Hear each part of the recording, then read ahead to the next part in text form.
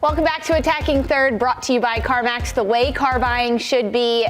NWSL action this weekend had us all on our toes because there were some exciting matches, including Kansas City. They stay undefeated, stay at the top of the table, and they get another 5-goal game. Holy cow, 7 goals total in this match. Kansas City wins 5-2 over Seattle Reign. It was 2-2 at halftime, though. Seattle, took the lead twice in this match, Christine, and then they allow Kansas City to come back. When you look at Seattle and overall the 90 minutes, it felt like the second half is where things fell apart. What did you notice? Yeah, for sure. So I would say the Reign started out on the front foot for a change, and you saw that sort of Jess Fishlock in there, as well as Latsko, like early, just trying to get early chances hammering. And that did not last for very long. We kind of had that Hoytema goal, and then it was all Kansas City answers. Chawinga with a brace, Labonta with a pen late, DiBernardo contribution. Like, this Kansas City squad, they love splitting up their goal collection. They're really like, have you gotten one this week? Perhaps you should step up. And you know what? Who wants a goal? Yeah, who wants a goal today? And then they dazzle us. You get a goal. You get a goal. You get a goal. They're so much fun to watch. I really easily, between them and Orlando, my favorites thus far this season, just because they look like they're having such a good time. And they're winning, right? Two teams that are undefeated. And 14-match unbeaten streak. Come on. That's pretty impressive. And for Kansas City getting their 16th goal scorer, Lauren was the next one to notch her name in the stat book this week for Kansas City. But when you look at the undefeated streak for Kansas City, they went on a bit of a scoring drought, I'm going to say, to some extent over the last several weeks. So not 6 or 5 goals? Not like 6 or 5 goals, yes. Something a little bit more realistic. But back at home, Kansas City plays differently at CPKC Stadium. It's becoming a fortress similar to Providence Park, where you are drowned out by the support for Kansas City. There's a man painted teal behind you screaming at you. Teal man! His beard is so lovely and sparkly. Yeah. I really appreciate that. It's amazing. Touch. I love it. But you're really going into a fortress. It's hard to not be intimidated by that energy and to feel momentum shift as soon as Kansas City got some bright moments towards goal. You could just hear the crowd roaring just on TV. So I can't even imagine being able to play in this. But for Seattle, they had so many holes in the back, and you can't do that against this Kansas City side because although we've said so many times, you can score on them, they will score more. And for them to come out in halftime and score within 90 seconds of each other from both kickoffs is insane. The halftime speech was, we need to take advantage of this momentum. We're at home. Let's go in, put the dagger in. And they really did. And Seattle had no answer. How much of that is mental? Because Kansas City ends the half and they get a goal in the stoppage time at the end of the first half. And then, as you mentioned, 2 goals in the first 90 seconds of the second half on both sides of it. For Seattle, how much of that is mental? I think they didn't expect Kansas City to come out that hard. I mean, who would? Mm-hmm. Yeah. Where they're launching the ball and Chawinga just takes off. I mean, there's not much you can do besides somebody track back and get on your horse. Put your sprinting shoes on and get back there. I'll never 30 live that seconds. down. 30 seconds after the whistle goes, and you've got already another goal against you. Like, they didn't even have time to take a breath. Yeah, and then that takes away so much of your energy going into the game, thinking, damn, they just came out, scored, and then 90 seconds later put another one away. Yeah. You have nothing to go off of then. And then the late penalty, I mean, Lola Bonta scoring from the spot yet again, and the celebration. Cupo and I were saying we need to recreate it. Oh, you two? Please. A little dirty dancing, lift and twirl. I think we could execute that. I have a good center of gravity being short. Oh, so she's the one flying through the air? The one picking me up. Mind you, I'm like 6 inches taller than Christine Cupo. We can't tell when we sit in the chairs up here. Okay, so we will execute the celebration maybe at the end of the show. Thanks for the inspiration, Lo and Haley. Credit to Haley. She's not getting enough credit for that. Muscles. I need to know how much weight is she putting up Haley in Mace training? is a unit. She is But she's so strong. quick. Yeah. It's impressive. She's incredibly athletic. Oh, Anyway, we got to get her on the drop the arm routine, I guess, because I'm going to need it. Here's the celebration. Oh, it's so good. Graceful, honestly. That's pretty impressive to see. So I expect the same thing from you two, Darian and Christine. I'll take my heels off. That's good. I'll only get kicked in the face. You might just have to counterbalance with the throw on one end and then The heels on the other. Well, Kansas City, they pick up the 5-2 win over Seattle. Let's talk about another team at the top of the standings, continuing to stay undefeated. Orlando Pride, they pick up a 1-1 draw over San Diego. San Diego looking to come back after a few games down and not being able to shut out teams. Orlando, they snapped their losing streak in this match, but they still remain undefeated. But we got to see Alex Morgan get her first start since her injury in April. Orlando had some players missing, Rafaeli, Adriana, they were all out. But now San Diego extends their winless streak to 3 matches. What's changed for the Wave? Well, the Wave, this actually wasn't a horrible game for the Wave. I think it's actually a little bit better. That is such a low bar. It's a low bar, but it's better than what we've seen. I think they played a little bit more cohesive. Their game changers, though, were really what sets the tone every single time they make subs. No matter who it is that's rotating, starting to coming off of the bench, anytime they've made a sub, it changes the energy. Mackenzie Doniak coming in, equalizing. I just think this team is trying to find the right balance of when to kickstart that fortress of the attack that we've known them to have. They wait a little too late going into games to actually look very threatening. And we just haven't seen it fully come together yet. I'm not sure what it is, if it's a mental, they've had a few good years since they came into the league, and now they're kind of dealing with we have to adapt a little bit more against these teams, whereas other teams Orlando has had a rough few seasons. Now we're seeing it come together. Maybe San Diego's just kind of in that lull that takes some time to refurbish what they once had. The game for San Diego the last couple of years was more direct and wanting to just, hey, let's find Alex Morgan up top. Let's do a little pond hop with Taylor Korniak in the midfield, and she'll flick it on. And Stoney this year wants to play a little bit more with the ball, and she brought in some different players to do that, right? Savannah McCaskill into the midfield. She can play with the ball at her feet, but it's taking time for them to get on the same page when you shift. And they had success going direct in years past. For sure. I think also just the addition of Maria Sanchez later and still trying to kind of integrate her into the fold has been a challenge. But other than that, they dictated this game, at least in the attack. They certainly saw more chances into the attacking third. They're playing well together, just they're not finishing. The chances don't reflect the shots. They just haven't come together yet. It's a big matchup of chemistry, I think, around the pitch. You have players kind of doing similar things, whether it's Shaw, McCaskill, Jakobsen, trying to be in a pocket, but they're all trying to be in the same pocket. Colaprico, to me, has been one of the best players for them. Has been one of the best players for me for San Diego because she stays a little bit deeper. She distributes the ball really well. She gets high when she needs to, but she's not clogging spaces. And I think the way that San Diego's trying to play, you can see the ideas that they want to do, but there's almost as if you're a step ahead of me and I'm a step behind you, but we're trying to do it at the exact same time. It's just not coming together yet. I don't think we've seen San Diego's best this season yet. Yeah, that's a good shot for Colaprico, too, because I feel like she goes the unsung hero more often than not, because she does have a huge role in both like that, just stifling play and also just progressing play. Well, San Diego, next week they play Washington, then they have a midweek game where they take on Gotham, rematch of the Challenge Cup final, and then San Diego takes on Houston. So do you think some matches in there for San Diego to actually take those steps forward and progress? I believe so.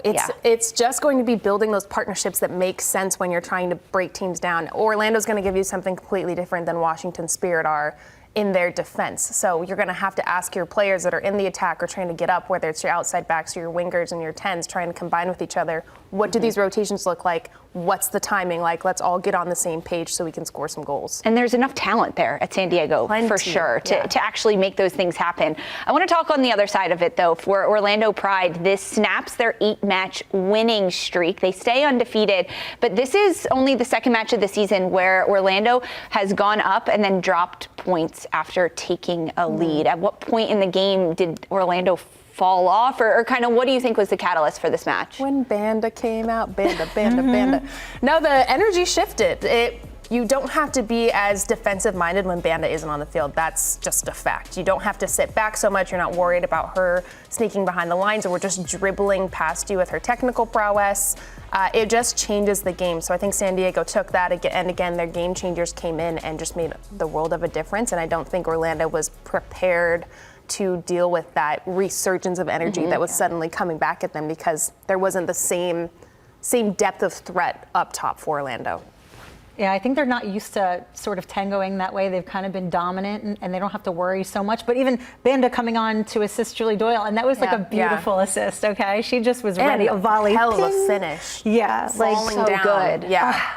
And Banda constantly involved in the goal creation chances for Orlando. I mean, she's not scoring. She dribbled past everybody. Yeah. Like, straight through. She attracts 3 defenders to her. The game just ultimately changes when she's not on the pitch. I feel like the conversation around like how do you stop Barbara Banda is like you don't. You kind of roll with it. To me, honestly, I've been thinking about this so much because that's been the question. How do you stop Banda? How do you stop Banda? You don't give her space. You give her space. I think there's also an element of you have to still be wary of all the other players on the pitch because so often Orlando we see has depth. Yes, so often we see teams just double team, triple team Banda, or they're all focused on her. I'm going to say ball watching, but it's Banda watching on the pitch.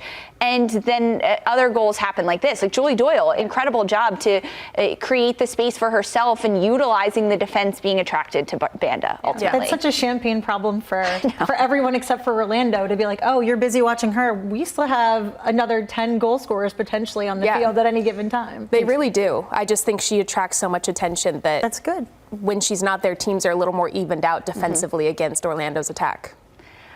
Well, San Diego, Orlando, they split points on the weekend, but another team at the top of the table, Washington Spirit, they go on the road and they pick up a 1-0 win over Utah Royals. The rookie, Kate Wiesner, she's a defender. She's also played in the front line for Washington Spirit. She gets the lone goal in the 26th minute. Aubrey Kingsbury in net gets her 30th Washington Spirit clean sheet.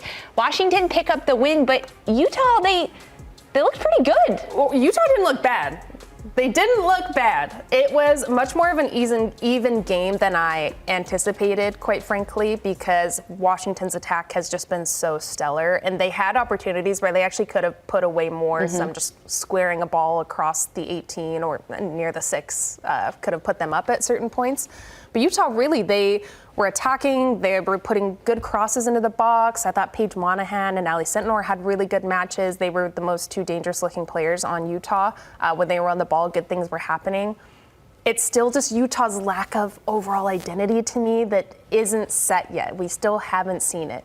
This was more of an even game. You can see the players are gritty. They're fighting. They want to win. They want to progress. It's just not there yet. We're not seeing it produce on the field. The pieces that started to come together, was it cohesiveness amongst the 11 on the field? Was it more of the attackers having better chances and creating them, more spread across the board and not just, hey, Allie Sentnor, let's run? I mean, it was still mostly on Sentnor's back. But I feel like that's consistent. It's consistent, and it shows that she's a great player. She's a workhorse for them. She's a rookie. She's a workhorse. She is their attack, because without her, I don't think that there's still much there. She's still involved in setting Paige Monahan up and anybody else that's getting involved. But to me, it was just that they were closer on their opportunities. They had the crossbar. They were sending better crosses into the box. It's coming together a little bit more in the attack, but the overall identity of Utah is still, what's that cat meme? That's like this. That's what I get. That's hilarious. Yeah, exactly. No, they've been bad. They have good players. They just can't. So how much of this falls on the shoulders of head coach Amy Rodriguez? I'd say a lot. At this point, you've seen how many other teams have to make a turnaround, right? Look at how Portland started this season. Rob Gale sliding into this position. They've turned things around.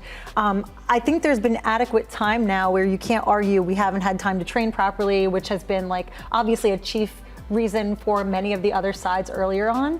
But at what point do you admit that, you know, you're having some issues here getting this squad to gel? There needs to be a coaching support system, I think, to help form this identity. I don't necessarily think a first-year coach, A-Rod is a legend in the game, is really set up to succeed here. If you don't have the proper staff around you to help you in areas maybe where that aren't your biggest strengths. We see so many coaches do that. National team coaches do that. And I don't know if Utah has that. It seems that they don't. It seems like we're still dealing with the same things we thought week 1, week 2, and so on. So there needs to be a change from that level. And she's losing support staff. So 2 of her assistant coaches have left. Yeah. And as a player, that's really disheartening, because if you don't have consistency there, you don't have people that are believing in what's going on at the coaching level, let alone what's trickling down to what we're able to do on the field, because you're driving the ship. And if they're not really bought tough. in at that level, it's hard enough to be an expansion side in this league because it is so competitive and difficult to get up to speed. But then to be a first-year head coach at an expansion side, it's like you're starting 10 feet under already, and you just are trying to, tread water and keep your head above. I think we would be speaking differently if we saw a little more progression. I mean, there are some positives to take from that game attacking-wise from certain players, but we're not seeing, we're working on this week. Even though we lost, we implemented these tactics. This is part of our DNA. This is our skeleton. We're building from this. This was a win in this category, but we haven't had it yet. Right. Defensively for Utah, they held Washington to just 1 goal in this match. And if you look back to Spirit's last 3 games prior to this one, they scored 9 goals in just those 3 matches. So to hold the Spirit to just 1 goal in this one, Christine, does that speak more to the defensive efforts of Utah or of Washington in their attack? No, I'd say that does speak to their defensive efforts because